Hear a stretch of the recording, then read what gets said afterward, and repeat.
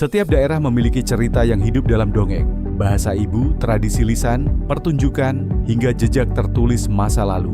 Cerita-cerita ini bukan sekadar ingatan budaya, tetapi sumber pengetahuan yang dapat terus dihidupkan dalam bentuk baru. Melalui riset dan inovasi, BRIN menelusuri bagaimana cerita terbentuk, diwariskan, dan dimaknai oleh masyarakat.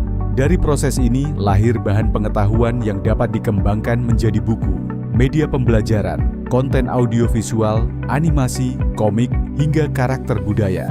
Salah satu contohnya adalah Alih Wahana Cerita Anak, Kisah Mang Mot Padamot, Suara dari Tiga Pulau, Awakku, Si Bontar Mudar, hingga Sampuraga. Menunjukkan bagaimana narasi lokal dapat dihadirkan kembali dalam bahasa yang dekat dengan anak-anak dan generasi muda, sekaligus melestarikan bahasa daerah. Konten kreatif berbasis budaya tidak hanya menyampaikan cerita, tetapi juga memperkenalkan nilai, bahasa, tempat, dan cara pandang masyarakat. Cerita dapat berkembang menjadi ilustrasi, komik, animasi, permainan edukatif, hingga kekayaan intelektual berbasis karakter lokal.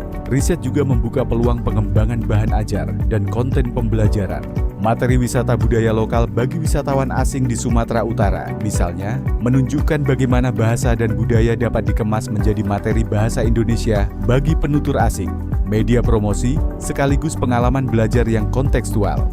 Dalam seni pertunjukan, wayang kulit Banjar menyimpan potensi sebagai konten digital, mulai dari dokumenter, animasi, hingga konten edukatif. Peradaban Hindu Bali juga menyimpan pengetahuan tentang ruang, simbol, ritual, arsitektur, dan cara hidup masyarakat.